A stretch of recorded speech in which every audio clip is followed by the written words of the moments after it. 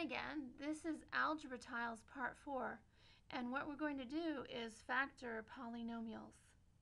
So in this case, do you ever remember having something that looks like this, and you're trying to figure out how to put it in two sets of parentheses so that you could equal it to 0 and find out what the zeros are? Well, here's what it looks like. So if we set up what it looks like, let's make sure that everything is correct. We have x squared, here's the x squared. We have a y squared, here it is over here. We have two xy's. We have three x's. We have three y's, and we have 2.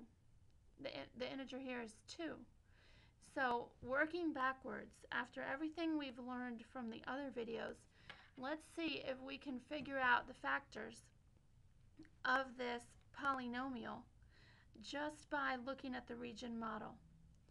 So let's look at how we got this x squared. How do we get x squared? Well, we know for sure that if we take x times x, we'll get x squared. So let's go ahead and put x here and x here. And now that would be our first move. Now let's look as we continue along. Here we have an xy. So if there's an x over here, what should be down here? Exactly, the y. So we have x times y equals xy. Now here we have x. X times what equals x? X times 1 is x. And again, x times 1 is x. Now let's look at what we have up here. Here we have a y. Now what's across from the y to get a y squared? Another y. So we have y times y equals y squared.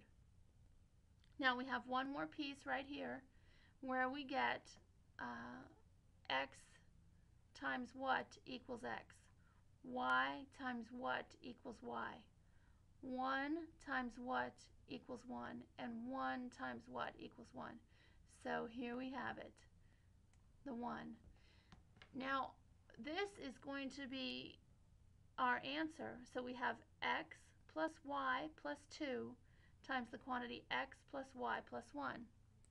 Now let's see if this works out over here. This is what it's going to look like.